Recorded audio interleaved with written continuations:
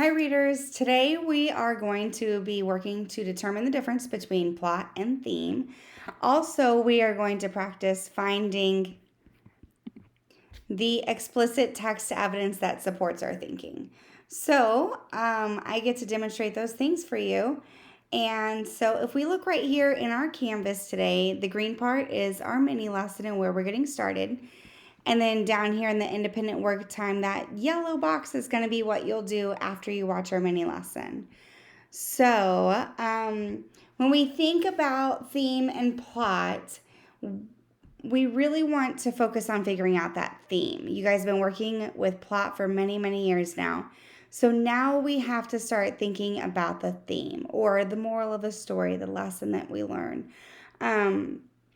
So we can stop and jot an important note about what's happening in the plot, and then we can infer by asking ourselves, what's the big idea about what's happening in the story? That's the big thing to hold on to today. What's the big idea about what's happening in our story? So, when plot is happening in our story, like that's the challenges that our characters are facing, these events, these moments that we can track. The plot really carries the big ideas along, and the theme represents those bigger ideas. So the plot carries it along, and the theme is the bigger idea. Kind of making sense? All right, so to do this work with you today, I've created a graphic organizer that you guys are going to be able to get. It's going to be down here, and as soon as you click on this link, you're going to see this right here. And it's going to be some steps to help you get started.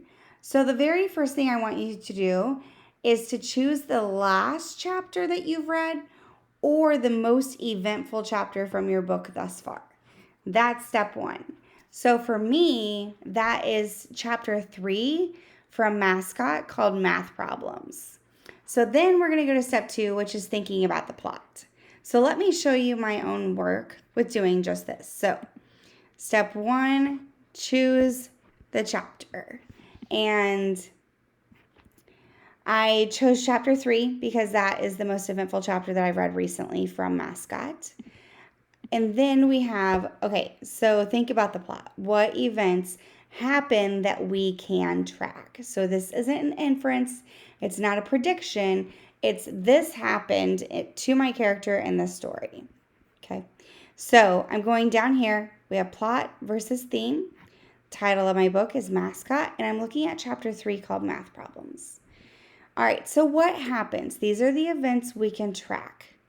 Okay, so first thing, Reuben moves to Noah's school. It's chapter 1.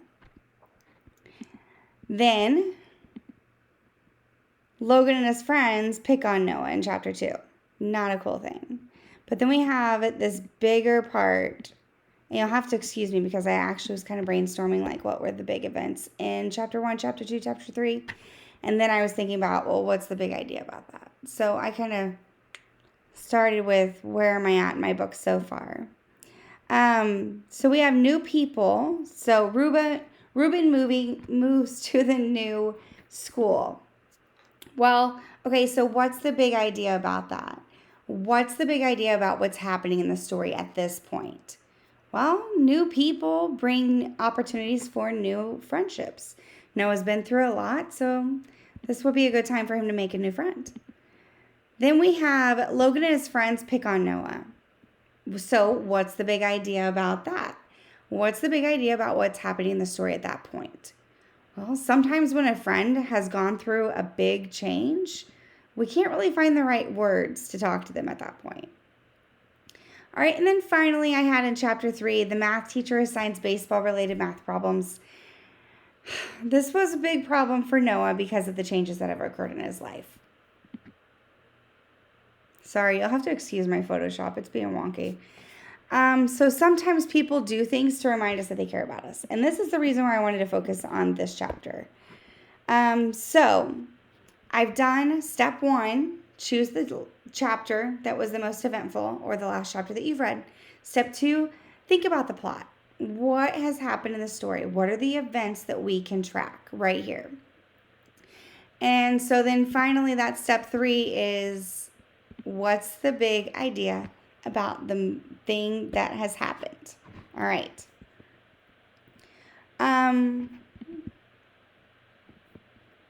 So now we have to start looking as readers and taking it to the next step. Like, it's great that I have this theme.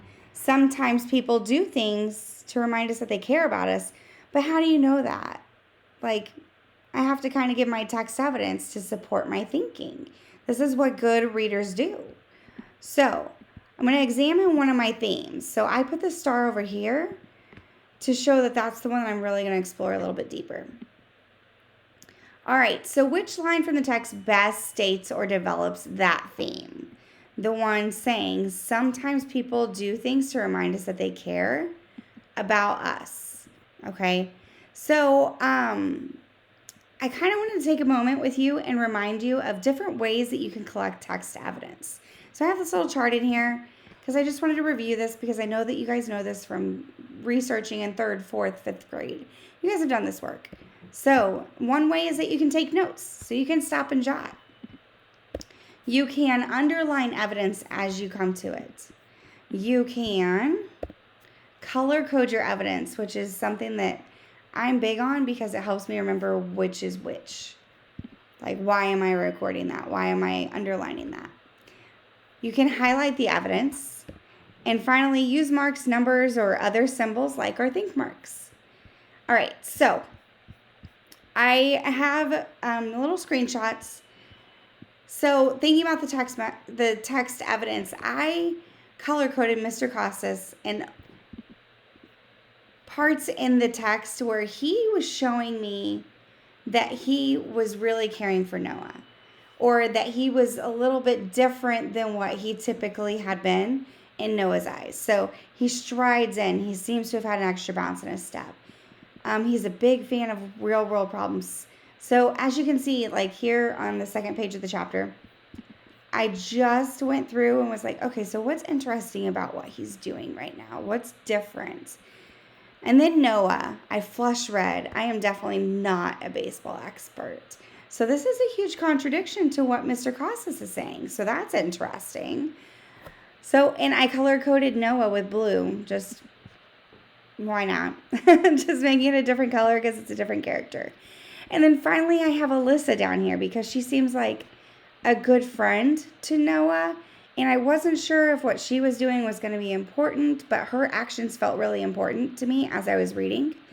So this is just kind of the way that I went through and highlighted, underlined, used my annotations to kind of mark up this text. The biggest one is down here at the very bottom. So you'll notice that that's just a huge chunk because that entire paragraph says so much about Mr. Costas and Noah as characters in this theme of what is the big idea?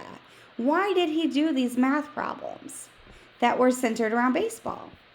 Okay, so now let me share with you my thinking.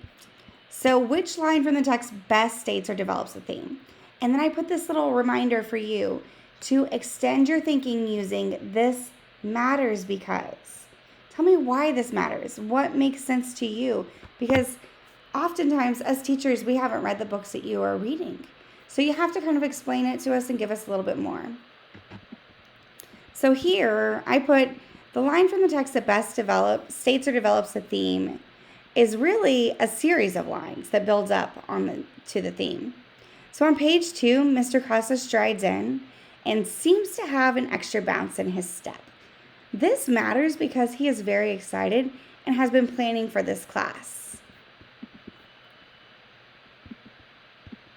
Then, before he even makes it to his desk, he calls on Noah, but Noah didn't answer. At the bottom of page 2, the author says, Mr. Costas continues encouragingly as he prompts Noah. So I had a student in my class who said, Miss Harris, I don't want to just copy the text. I don't want to get in trouble for copywriting. And I was like, that's reasonable. He doesn't want to get in trouble for plagiarism, right? So I wanted to remind you that whenever you are taking text directly from a book, to use those quotation marks. And then I'm saying at the bottom of page 2, meaning of chapter 3. Okay, so going along with just giving that author the credit that they deserve, just like with any other research project. So we're still finding explicit text. Okay, so this part where he's encouragingly prompting Noah shows the reader that Mr. Costas is excited to do this activity with and for Noah. Okay, and then at the top of the 3rd page of the chapter, Mr. Costas continues to prompt and gives clues helpfully. So he's wanting Noah to participate. He's wanting him to succeed. He wants him to really enjoy this activity with him. So these sentences matter because they gradually give the reader little clues about the math assignment and its real purpose from Mr. Costas' point of view.